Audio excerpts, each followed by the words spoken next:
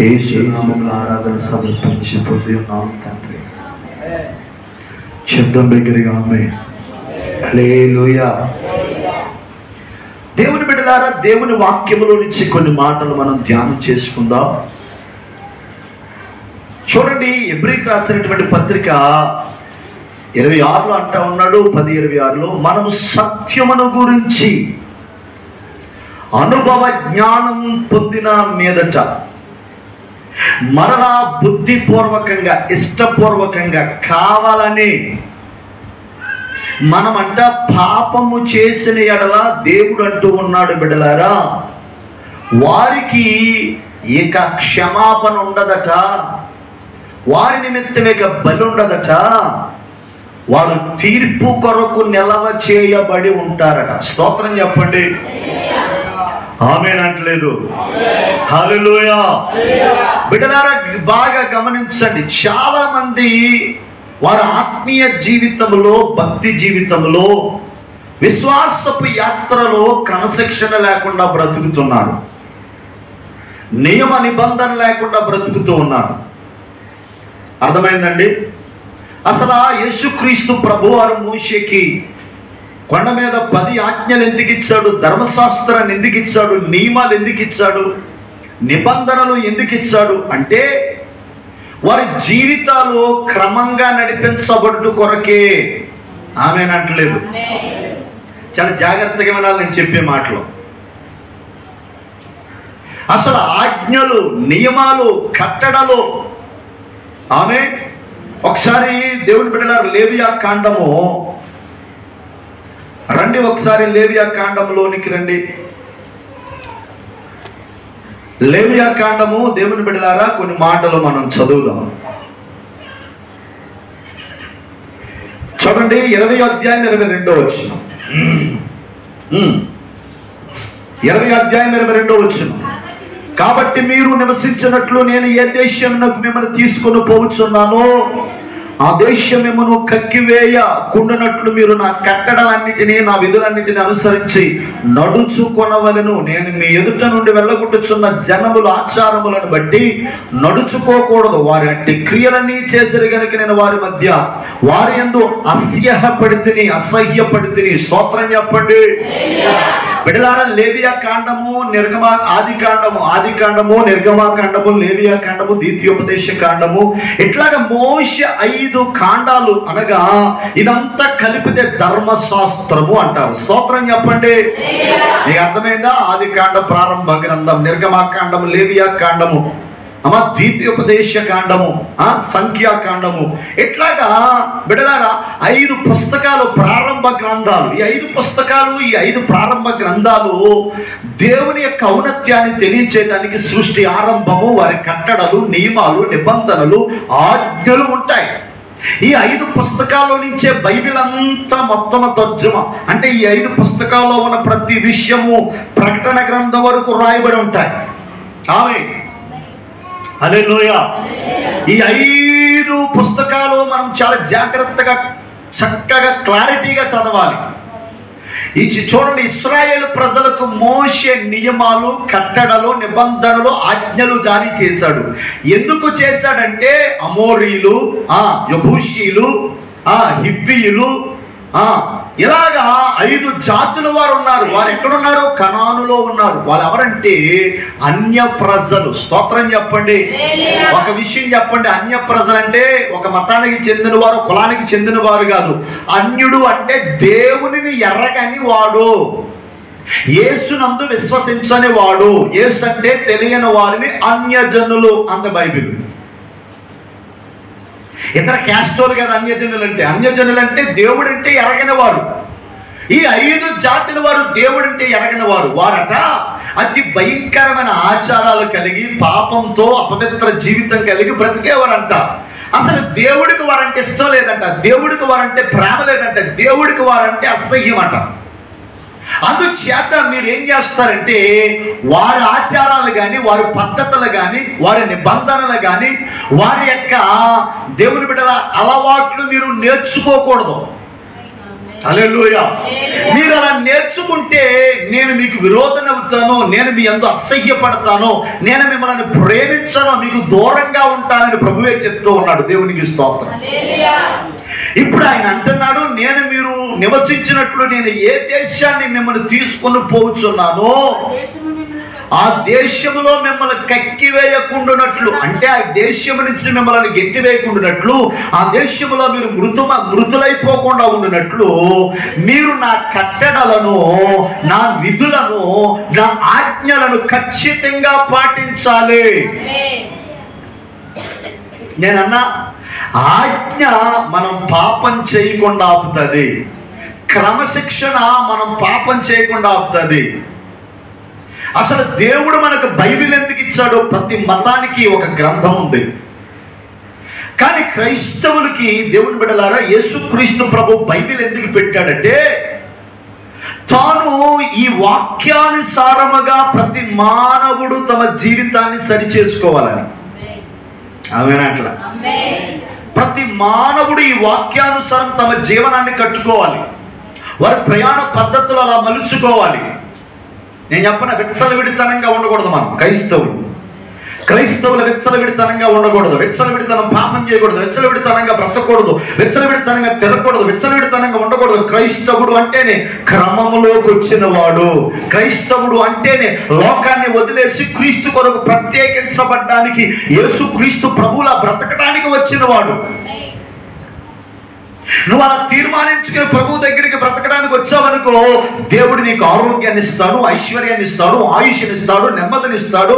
నిన్ను నిశ్చయముగా దీర్ఘాయుష్మంతుడిగా చేసి నీకు కలిగిన బాధలన్నిటిలో నుంచి నిన్ను తప్పించి, నీకు కలిగిన నిందలన్నిటిలో నుంచి నిన్ను తప్పించి, నీకు కలిగిన ప్రతి దుస్థితి నుంచి నిన్ను తప్పించి, నీకు నెమ్మదినిచ్చి, తన సొత్తు కాబట్టి, తన ప్రసవ కాబట్టి ప్రతి దినము నీ మీద గురి కలిగి నిన్ను చూస్తూ నీ కొరకు ఒక ప్రత్యేకమైన శ్రద్ధ కలిగి ఉంటాడు. లేకపోతే కష్టం. ఎందుకంటే నువ్వు ఆయన దగ్గరకు వచ్చావు, ఆయనను ఆశ్రయించావు. యెహోవాను ఆశ్రయించిన నరులు ధన్యులట. అందుకే దావీదు అంటాడు, యెహోవా నా కొండ, నా కోట, నేను ఆశ్రయించు నా ఆశ్రయ దుర్గము. హల్లెలూయా, హల్లెలూయా. ఆశ్రయపురాలుండే దేవుని బిడ్డలారా, ఆశ్రయపురము అంటే ఎవరైనా దేవుని బిడ్డలారా శత్రువు చేత, దుష్టుని చేత పీడించబడుతూ వేధించబడుతుంటే ఆశ్రయపురాలు. అలాగే దేవుడు అంటే మనకు ఆశ్రయము. ఇశ్రాయేలు, నిన్ను నా రెక్కల మీద మోస్తా ఉన్నాను, నిన్ను రెక్కల కింద కప్పుతున్నాను. కోడి తన పిల్లలను ఎలాగూ కాపాడుతుందో నేను నిన్ను అలా కాపాడుతున్నానని ప్రభువే చెప్పాడు. దేవునికి స్తోత్రం. అసలు దేవుడు నీతో నడవాలంటే, దేవుడు నీతో ఉండాలంటే, దేవుడు నీకు ఏదైనా చెయ్యాలంటే, దేవుడు అంటే మరి కాదు, యేసు ప్రభు నీకు ఏదైనా చెయ్యాలంటే యేసు ప్రభు చెప్పినట్టు ఇంటే చేస్తాడు. తక్కువ మందే అన్నా. ఆమేనండి. నువ్వు ఆయనకి నచ్చినట్టు బ్రతికితే, ఆయన ఆజ్ఞల ప్రకారం బ్రతికితే, ఆయన చట్టాల ప్రకారం బ్రతికితే, ఆయన చిత్తానుసారంగా బ్రతికితే, ఆయన ఉద్దేశ ప్రకారం బ్రతికితే, అప్పుడు నీతో వస్తాడు, నిన్ను దీవిస్తాడు. నీవు అనుకున్న సమస్తాన్ని నా ప్రభు చేయగలుగుతాడు. లేకపోతే కష్టం పెట్టాలి, కష్టం. నువ్వు దేవుడు చెప్పింది చేయకుండా, నా జీవితంలో అద్భుతం జరగటం లేదు, నా జీవితంలో కార్యం జరగటం లేదు, నా ప్రార్థన దేవుడు వింటలేదు, నా జీవితాన్ని దేవుడు చూస్తలేదు అంటే తప్పు నీదే, దేవుడిది కాదు.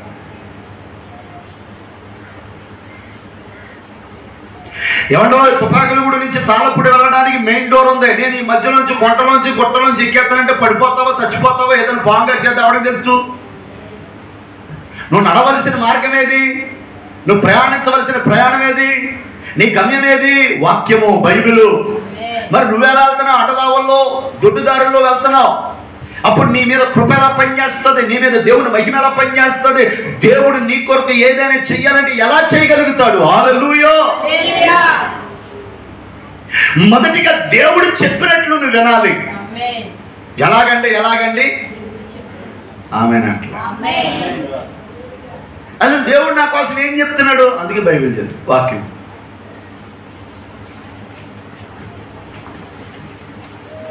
నేను చెప్పనా ఈరోజు, అసలు దేవుడు నీ పట్ల ఏ ప్రణాళిక కలిగి ఉన్నాడో నువ్వు తెలుసుకున్నావా?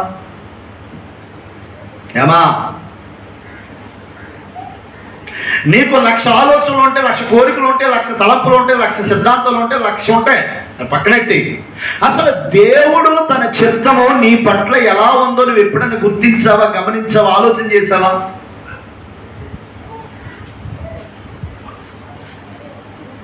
దేవునికి స్తోత్రం.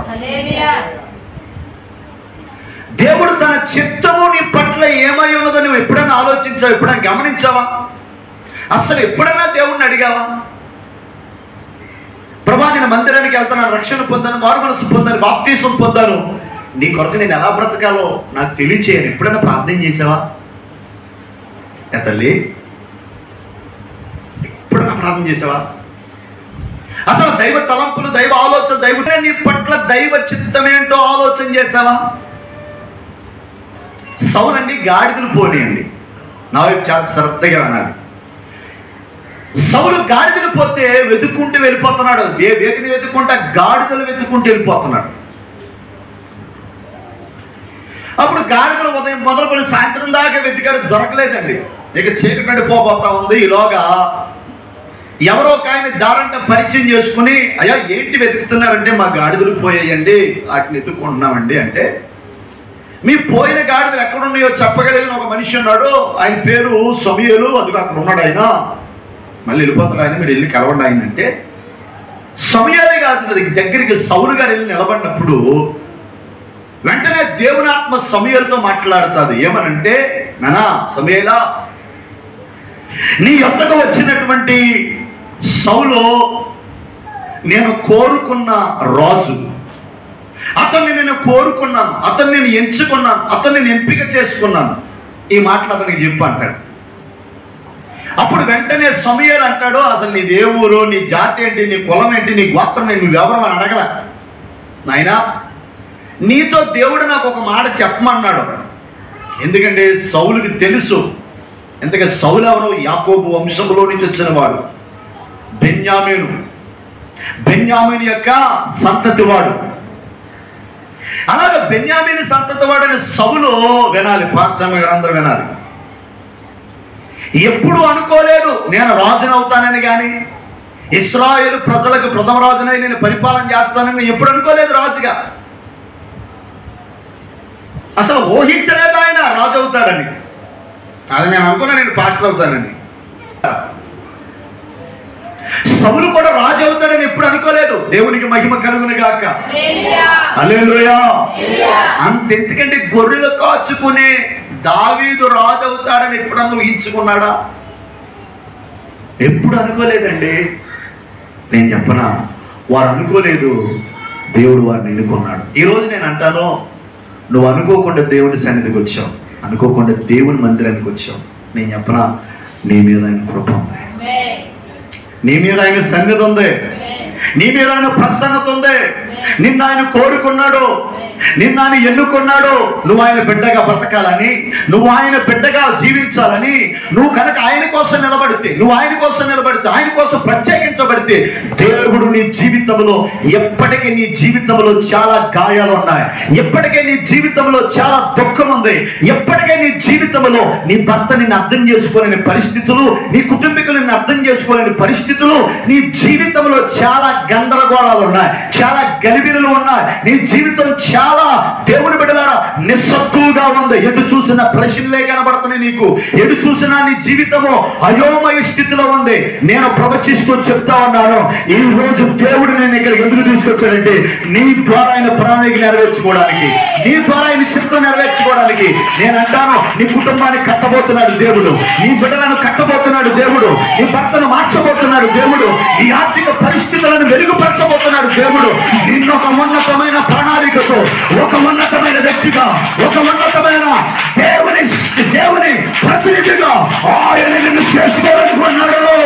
దగ్గరగా చెప్పకూడదు. దేవుని ప్రణాళికలో ఉన్నావు, దేవుని ఉద్దేశాలలో ఉన్నావు, దేవుని చిత్తంలో ఉన్నావు. ఇవన్నీ ఈ రోజు కూడా ప్రార్థన చేసుకుని వచ్చావు. నేను నీ చిత్తంలో ఉన్నానా లేదా, నేను నీ ఆలోచనలో ఉన్నానా లేదని ప్రశ్నతో ఎక్కడికి వచ్చావు దేవుని బిడ్డ. దేవుని సేవకుడిగా నేను ప్రవచిస్తూ చెప్తా ఉన్నాను, నిశ్చయముగా నువ్వు దేవుని ప్రణాళికలో ఉన్నావు. యేసుక్రీస్తును నమ్ము, విశ్వసించు, మందిరానికి రా, సేవకుడితో కలిసి ఉండు. నీ జీవితంలో ఎన్ని కార్యాలు అనుభవిస్తావో. నేను ఒకటి చెప్పనా, నువ్వు యేసు ప్రభువును నమ్ముకున్నందుకు గాను ఈ వారంలోనే, ఈ నెలలోనే, ఈ సంవత్సరంలోనే దేవుడు నీ జీవితంలో ఒక అద్భుతమైన కార్యం చేయబోతున్నాడు. కొన్ని నెలలుగా అసాధ్యము అని నువ్వు అసాధ్యం, ఇది నా వల్ల ఇది అసాధ్యం అని వేదన పడుతున్నావు. ఆ వేదనకరమైన సమస్యను ప్రభు తీసివేయబోతున్నాడు. నీ హృదయంలో ఆరని ఒక బాధ ఉంది, ఎవరికి చెప్పుకోలేకపోతున్నావు. ఎవరికైనా చెప్తే అది పెద్ద గలిబిలైపోతాయి. కానీ నేను చెప్తున్నాను, దేవుడు దాన్ని తీసేయబోతున్నాడు. దేవుని ప్రణాళిక తెలుసుకో. ఈరోజు అన్నాను, నువ్వు దేవుడు నేను తీసుకొచ్చు, కావాలని దేవుడు ఈరోజు నేను తీసుకొచ్చాడు. ఎందుకో చెప్పనా, నీవు ఆయన చిత్తములో ఉన్నావని, నీవు ఆయన ఉద్దేశంలో ఉన్నావని, నీవు ఆయన ప్రణాళికలో ఉన్నావని, నీవు ఆయన చిత్త ప్రకారమే నడుస్తున్నావు, ఆయన చిత్త ప్రకారమే పరిగెడుతున్నావు, ఆయన చిత్త ప్రకారమే సేవ చేస్తున్నావు, ఆయన చిత్త ప్రకారమే దైవజనులు అయ్యావు, ఆయన చిత్త ప్రకారమే దేవుని మందిరంలో అడుగు పెట్టావు. నేనంటాను, నీ ద్వారా దేవుడు ఉన్నతమైన కార్యాలు చేయబోతున్నాడు. గట్టిగా చప్పట్లు కొట్టుదామా? హల్లెలూయా, హల్లెలూయా. అబ్రహాముని దేవుని బిడ్డలారా, అబ్రహాముని పిలిచినప్పుడు అబ్రహాము దేవుని బిడ్డలారా అన్యుడండి, దేవుడంటే ఎరగని వాడు ఒక స్వరముతో మాట్లాడి అబ్రహాముని దేవుడు పిలిచాడు. ఇప్పుడు ఇశ్రాయేలు దేశంగా పిలువబడుతున్న దేశము అబ్రహాము సంతానమే. నేను చెప్పనా, ఆయన పిలుపుకు నువ్వు లోబడి దేవుని కోసం బ్రతుకు. యెహోవా ఉత్తముడని రుచి చూసి మీరు తెలుసుకొనుడి. నేను చెప్పనా, రాత్రి కూడా చెప్పాను. నేను ఏలీ గారు వాళ్ళ ఇంటి దగ్గర 7 వారాల కోటల చివరి రాత్రి చాలా అద్భుతంగా జరిగింది మెసేజ్. సత్యమైన క్రీస్తుని మనం తెలుసుకోవడం ఒక ఎత్తు అయితే, విన్నారా, యేసు ప్రభు గురించి విని తెలుసుకోవడం, ఎవరైనా నిన్ను నడిపిస్తే యేసు ప్రభు కోసం తెలుసుకోవడం మంచిదే. కానీ దేవుని బిడ్డలారా, సత్యమును గూర్చి అనుభవాన్ని పొందాలి. అనుభవం అంటే యేసుక్రీస్తులో ఎదగాలి. ఆమేనండి, ఎదగాలి. తెలుసుకోవడం వేరే. బాప్తిసం నువ్వు తెలుసుకున్న, పాప క్షమాపణ పొందో, బాప్తిసం పొందో, ఎక్కడితో అయిపోయినట్టు కాదు. క్రైస్తవత్వంలో నేను అలా ఉండిపోతే పరలోకం వెళ్ళిపోతాను, ఇక దేవుడు నన్ను నిత్యరాజ్యానికి తీసుకెళ్ళిపోతాడు, ఇక నేను ఏం చెయ్యక్కర్లేదు అనుకోవడం కాదు. అక్కడి నుంచి దేవుని బిడ్డలారా, లోతైన అనుభవంలోనికి మనము ప్రవేశించాలి. స్తోత్రం చెప్పండి. లోతైన అనుభవం ఏంటంటే, నీ ప్రార్థన పెరగాలి, నీ విశ్వాసం పెరగాలి, నీ ఉపవాసం పెరగాలి, దేవునితో నీకున్న సంబంధం పెరగాలి. 1 గంట చేసేదాన్ని 2 గంటలు ప్రార్థన చేయాలి, 2 గంటలు చేసి నువ్వు 3 గంటలు ప్రార్థన చేయాలి. ప్రారంభంలో నువ్వు ప్రార్థన చేసుకుంటే తలపోట్లు తగ్గిపోయాయి, ప్రారంభంలో నువ్వు ప్రార్థన చేసుకుంటే నడువు నొప్పులు తగ్గిపోయాయి. ఇప్పుడు అలా కాదు, నువ్వు ప్రార్థన చేస్తే ఇతరులు స్వస్థపడేలా నువ్వు మారిపోవాలి. యేసుక్రీస్తుని గురించి తెలుసుకోవాలి, వాక్యం ఎక్కువ తెలుసుకోవాలి, ఆయనను ఎక్కువ అనుభవించాలి, అనుభవించాలి, అనుభవించాలి, అనుభవించాలి.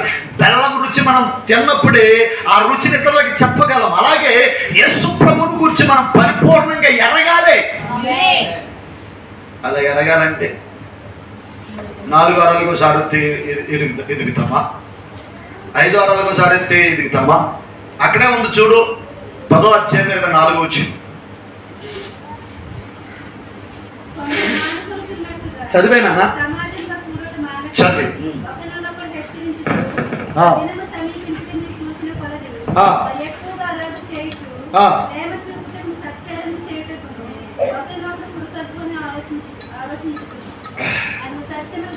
దేవునికి మహిమ కలుగును గాక. మరి కాదు, మనం అక్టోబర్ కొనేస్తాం కదా, నాతో పాటు కనీసం అరపావన్నా మీరు మాట్లాడాలి కదండి. నువ్వు చెప్తే నేను చూస్తాం అన్నట్టు. అసలు మనం సత్యములో ఎదగాలంటే ఏం చేయాలి? సమాజముగా కూడట మానకూడదు. 3 వారాలు వచ్చి 2 వారాలు మానేసి, 2 వారాలు వచ్చి 3 వారాలు మానేసి, రెగ్యులర్గాను దేవునితో సహవాసమును కలిగి ఉండవలెను. హల్లెలూయా. సమాజ కోటాలు మానకూడదు, స్తుతి కోటాలు మానకూడదు, 7 వారాల కోటాలు మానకూడదు. ఇక 7 వారాల కోటం ఆడవాళ్ళకి పరిమితం అన్నట్టు మగ పిల్లలు శుభ్రంగా మానేశారు. ఎందుకో నాకు చాలా తెలిసి రక్తం. దేవుడు వారిని మార్చి నన్ను దీవించి కాక. బిడ్డలారా గమనించండి, సహవాసము మనము ప్రభువుని గురించి ఇంకా తెలుసుకోవడానికి సహాయపడుతుంది. అందుకే పరమకీర్తనలో సులోమన్ అంటాడు, మందల అడుగు జాడలు ఉన్నాయి, నారేశ్వరి సుందరి మందల అడుగు జాడలు ఉన్నాయి, వాటితో పొమ్ము, అప్పుడు నీకు ఇంకా సత్యం బాగా తెలుస్తుంది అంటాడు. మందల అడుగు జాడలేంటి? మన పూర్వీకులు అలాగే దేవునితో సహవాసం చేశారు. యోహాను గారు బిడ్డలారా, పద్మాసు దీపములో పడేస్తే యోహాను గారిని వినపడుతుందండి, చిన్నమైకు చెవులు కట్టుకోవాలి, సిగ్గేసాలు గట్టిగా చెప్తుంది, పెట్టుకోవాలి చెవులు సిగ్గేసాలు చెప్తుంది. హల్లెలూయా, అది పెట్టుకోవడం ఇష్టం లేక ఆమేన్. హల్లెలూయా, మైకు కూడా పోయా, నా దెబ్బకి ఈ కూడా చచ్చిపోయా, అయిపోయింది. యోహాను పద్మాసు దీపం అంటే ఫ్యాన్ ఉంటుందండి, ఉంటుంది, ఏసీ ఉంటుంది, ఫ్యాన్ కాదు, ఫ్యాన్ లేదు, ఏసీ లేదు, కట్టికి చీకటి బెలమది. బిడ్డలారా, పద్మాసు దీపంలో పడేస్తే ఆత్మవశుడై ప్రార్థనలో గడుపుతున్నప్పుడు దేవుడు అంట ప్రకటన గ్రంథాన్ని ప్రత్యక్షపరిచాడు.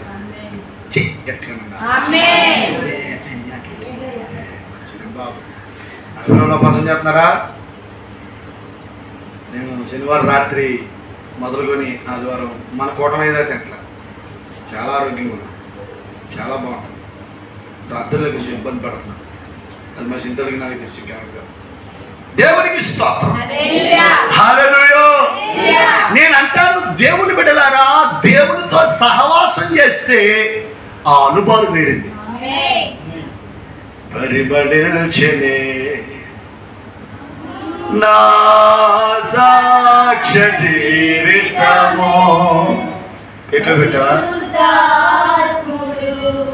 నన్ను నడిపేచు అత్యున్నత సింహాసనముపై ఆసీనుడా. నేను పాడుతున్నాను, ఏసన్ గారు ఎక్కడ చూస్తున్నాడు అనుకోవాలి. హల్లెలూయా, లిమ్మో తేజరు, ఈ అనుభవాలను ఎక్కడి నుంచి అండి? ఏమండి, నా మదిలోన మహారాజు నీవే. ఎక్కడున్నాడండి యేసు ప్రభు? మదిలే. రమేశాన్ని రాసి ఆ పాటలు ఒకటి పాడుతుంటే నాకు ఒంటరిగా ఉన్నప్పుడు అండి చిత్తకు పాడేసుకుంటాను, పాడేస్తాను ఏడిచేస్తాను, పాడేస్తాను ఏడిచేస్తాను. ఒక 100 పాటలు పాడేసుకుని 10 పాటలు పాడేసుకుని పాడుతాను. నీ ప్రార్థన రాదు, నీ ప్రార్థన అంటే సిగ్గు, ఒంటరికి వెళ్ళిపోయి శృతి స్తోత్రం, శృతి స్తోత్రం, శృతి స్తోత్రం. మళ్ళీ నా మదిలో నా మహారాజు నీవేనయ్యా, నా ప్రాణం నా ధ్యానం నీకేగా, నా స్తుతి మాలిక. మళ్ళీ ఇంకో పాట ఆరాధన, మళ్ళీ ఇంకో పాట, అలా 10 పాటలు పాడేసుకుంటాం. ఇక నుంచి స్తోత్ర ప్రార్థన డ్యూటీ మగోళ్ళు కూడా వేస్తాం, సహించేది లేదండి. హల్లెలూయా, పరిశుద్ధాత్మ పొందుకోలేదు, ప్రార్థన చేస్తలేదు, అందరూ చేస్తారు. హల్లెలూయా, అందరూ చెయ్యాలండి. సిగ్గంటే ఎలాగండి? భార్య దగ్గర మనం సిగ్గుపడతాం, అమ్మ దగ్గర మనం సిగ్గుపడతాం, మరి యేసు ప్రభు దగ్గర ఎందుకండి మనకి సిగ్గు? అసలు నువ్వు ఇక్కడ సిగ్గుపడుతున్నావు అంటే నువ్వు ఇంటికాడ ప్రార్థన చేస్తున్నావు లేదో డౌట్కు నాకు. ఈ మగవాడు ఇంటికాడ ప్రార్థన చేస్తాడు, అందుకే భార్య స్వాతంత్రం తయారైపోతుంది, కొప్పలన్నీ సైతం తాను ఆడేస్తుంది. ఓ మాట చెప్తాను బాగా, యేసు ప్రభు జతలుగా పంపాడు. ఆమేనండి. 2 జతల ఎద్దులు కడితే సమానం, ఓకేనా? ఇప్పుడు ఒక మాట చెప్తాను బాగా, నీ భార్య బలహీనమైపోయింది భక్తిలో, నువ్వు ఎలా ఉండాలి? బలంగా ఉండాలి. ప్రార్థన చేయట్లేదు, నువ్వేం చేయాలి? ఆమె ఉపవాసం ఉండలేదు, నువ్వేం చేయాలి? ఇప్పుడు నీ ఉపవాసము నీ ప్రార్థన నీ భార్యని ఏం చేద్దే? లేపుతుంది. వాళ్ళు లేచారనుకో నీకంటే ఎక్కువ చేస్తారు. దరిద్రం ఏంటంటే మనం వాళ్ళ ప్రార్థన చేయట్లేదు అనుకో, వాళ్ళ కోసం పాస్టర్ గారికి ఎన్నిసార్లు చెప్పి, పాస్టర్ గారు ఆవిడ మంచి ప్రార్థన చేస్తలేదండి, అసలు సరిపోవట్లేదండి. అసలు నువ్వు సార్ ఒకప్పుడు ప్రార్థన చేసిందా? భక్తిగా ఉందా? విశ్వాసంగా ఉందా? బాగుందా? మరి ఇప్పుడు పడిపోయిందంటే కారణం ఏంటి? ఏదో లోపం ఉంటుంది, దాన్ని ఎత్తుపట్టకూడదు. మనం ప్రార్థన చేయాలి. తను ఆపేసిన భక్తి మనం ఏం చేయాలి? అదేనండి, ఇద్దరు నాకు కారణం ఏంటి? బంతిని కాడిని ఇద్దరు సమానంగా మొయ్యాలి. ఒకరు కుట్టుపడ్డారనుకో, ఇంకొకరు ఆ భారాన్ని ఎత్తుకోవాలి. అప్పుడే ఆ బండి ముందుకు వెళ్తాయి. ఆమేన్ చెప్పండి. దేవునికి స్తోత్రం.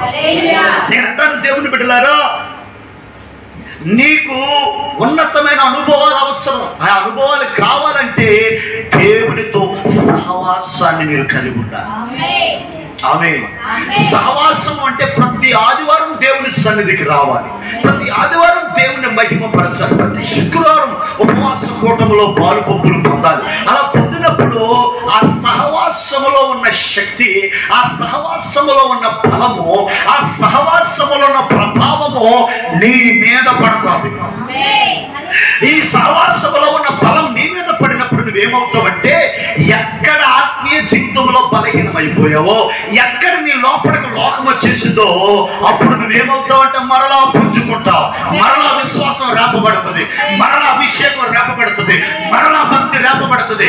అప్పుడు నీవు మరింతగా ప్రార్థన చేయడానికి, మరింతగా భక్తి చేయడానికి, మరింతగా ప్రభు కోసం బ్రతకడానికి నీకు ఆ భక్తి సహాయపడుతుంది. దేవునికి మహిమ కలుగును గాక. పరిపూర్ణంగా ఆదివారం ఆరాధన మానేసి నెలకు వారం రావడం, లేకపోతే నెలకు 2 వారాలు వచ్చావనుకో, నీ భక్తి కూడా ఎలా ఉంటుంది? ఏదన్నా బలహీనత ఉండి హాస్పిటల్లోకి వెళ్ళి లేవలేని పరిస్థితి తప్పదు. కావాలనే మందిరం మానేసావంటే నేను అంటాను, దేవుని బిడ్డ, నువ్వు ఆత్మీయంగా ఎదగినట్టు, భక్తిలో ఎదగినట్టు, విశ్వాసంలో ఎదగినట్టు. ఈరోజు నేను అంటాను, సత్యమును గురించి అనుభవ జ్ఞానం నీకు కావాలి. సత్యం అంటే యేసుక్రీస్తు ప్రభువారే. ఇప్పుడు యేసుక్రీస్తు ప్రభు గురించి నీకు జ్ఞానం కావాలంటే సహవాసములో ఉండాలి. ఆమె. రెండోది నియామక కోటాల్లో ఉండాలి. మూడోది ఉపవాస కోటాల్లో ఉండాలి. నాలుగోది 7 వారాల కోటాల్లో ఉండాలి. సంఘంలో జరిగే ప్రతి కూడికలోనూ పాలు పంపులు పొందుతున్నప్పుడు నీవు నమ్మకమైన బిడ్డగా దేవుడిని నిన్నుకుంటావు. అసలు స్టెఫను ఏ పరిచర్యకి పిలువబడ్డాడో? వంటల పరిచర్యకి. మన రాజుగారు ఎలా వంటలు వండుతున్నారో స్టెఫన్ పని కూడా అదే.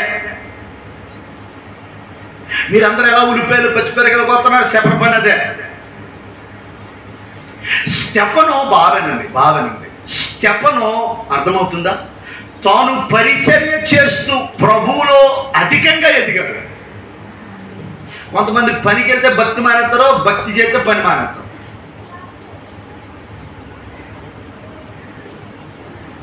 ఇప్పుడు పరిచర్య చేస్తూనే దేవుని వాక్యమును, దేవుని సన్నిధిని అనుభవిస్తూ ఎదుగుతున్నాడు. అందుకే స్టెఫన్ అంత సాక్ష్యం కలిగాడు. అబ్రహాము కొన్ని వందల సంవత్సరాల వాడు, అక్కడున్న అబ్రహాము గురించి మాట్లాడాడు అపోస్తలుల కార్యంలో. ఎదగాలి. ఆత్మీయ జీవితంలో, భక్తిలో మనం ఎదగాలంటే బిడ్డలారా, ఖచ్చితంగా సహవాసంలోకి రావాలి. తెల్లవారుజాము ప్రార్థనలో రావాలి. తెల్లవారుజాము ప్రార్థనలో మనోళ్ళు కొంతమంది అన్ని కూడికలకి రావడం, తర్వాత ఏంటో తెలుసా? బావనండి దేవుని వాక్యాన్ని ఎక్కువ చదువుతూ ఉండాలి. రోజుకి కనీసం బిడ్డలారా 5 అధ్యాయాలు 3 అధ్యాయాలు బైబిల్ చదువుకోవాలి, ప్రార్థన చేసుకోవాలి. ఆమె బైబిల్ చదువుకోవడం, ప్రార్థన చేసుకోవడం. మీకు సెల్ ఫోన్లు ఉన్నాయి కదా, పనికి మాలిన చెత్త కంటికి, బ్రెయిన్కి, బాడీకి అత్యంత ప్రమాదం సెల్. అందులో ఫ్రీ ఫైర్లు, పబ్జి, ఇంకా ఉంటే చాలా గేమ్లు. ఈ గేముల్లో నువ్వు ఆడావనుకో, నేను అంటాను, నీ మీద దేవుడు పెట్టుకున్న ప్రణాళికలన్నీ నాశనం అయిపోతాయి. ఇంకోటి చెప్పనా, నిన్ను బాగు చేయడం ఎవరి తరం కాదు. నువ్వు దానికి చూడండి, వ్యభిచారము, త్రాగుడు, మద్యపానం ఎంత డేంజరో, పబ్జి, సెల్ ఫోన్ అంత డేంజర్. మాట చెప్పనా, దేవుడికి నీకు అడ్డు సెల్ ఉంటే దాన్ని ఎందుకు పక్కనెట్టకూడదు? ఓ బైబిల్ చదువు. నేనేం చేశానంటే మధ్య రాత్రులు మొత్తం సెల్ ఫోన్ తీసుకున్నాను. నా సెల్ ఫోన్ పక్కన ఆడుతున్నాను. ఏదైనా ఉంటే అందరూ మాట్లాడుకున్నాం, పడుకున్నాం. అర్థమవుతుందా? సెల్ ఫోన్ నైట్ వాడొద్దు. సెల్ ఫోన్ అధికంగా వాడొద్దు. సెల్ ఫోన్ అధికంగా వాడే వాళ్ళు ఇచ్చినారు కానీ పోతారు. నిజంగా చెప్తున్నాను బిడ్డ, నేను వాక్యాలు యాప్స్ ఉంటాయి, యాప్స్లో వాడతాను. సెల్ ఫోన్ ఎప్పుడన్నా ఊసిపోనప్పుడు అదే నీ జీవితం అవ్వదు. తిండి మానేసి, నిద్ర మానేసి, రెస్ట్ సమయం మానేసి సెల్ ఫోన్తోనే గడుపుతున్నావు అనుకో, ఇక నీ జీవితంలో ఉన్న దరిద్రత ఇంకెక్కడ ఉంటుంది. దయచేసి దేవుని సేవకుడిగా చెప్తున్నా, సెల్ ఫోన్ విషయంలో జాగ్రత్తగా ఉన్నాడు. నీది ప్రార్థన టైం అనుకో, సాయంత్రం 7 గంటల ప్రార్థన చేసుకుంటాం. ఆ ప్రార్థన టైం అనుకో, ఎవరన్నా నీ దగ్గరికి వచ్చి మాట్లాడతారనుకో, అవసరమైతే అలా పక్కనెట్టి. నీ భక్తికి ఆటంకంగా ఉన్న దేనిని నువ్వు యాక్సెప్ట్ చేయొద్దు. నీ దేవునికి నీకు ఆటంకంగా ఉన్న దేనిని యాక్సెప్ట్ చేయొద్దు. స్తోత్రం చెప్పండి, హల్లెలూయా. నేను ముగించేస్తాను. సత్యములో నువ్వు ఎదగాలి. సత్యము గూర్చి అనుభవ జ్ఞానము పొందాలి. అంటే ఏంటి? వాక్యములు ఎదగాలి, భక్తులు ఎదగాలి, విశ్వాసాలు ఎదగాలి, ప్రార్థనలు ఎదగాలి. ఏమండి, చెట్టు ఎదుగుతలేదనుకో, మీరు ఏం చేస్తారో? ఓ ఎదిగింది, ఫలం ఇవ్వట్లేదని ఏం చేస్తారో చెప్పండి? అర్జెంటుగా నరికేస్తారు. దేవుడు కూడా అంతే. నీ మూలంగా దేవునికి ఉపయోగం లేదనుకో, చూసి చూసి చూసి ఏదో రోజు నీ జీవితం ముగించబడిపోతుంది. హల్లెలూయా. అవకాశాలు ఇస్తాడు దేవుడు. మారు మనసు పొందమని, బాప్తీసం పొందమని, ప్రభు కొరకు నిలబడమని దేవుడు చాలా అవకాశాలు ఇస్తూ ఉంటాడు.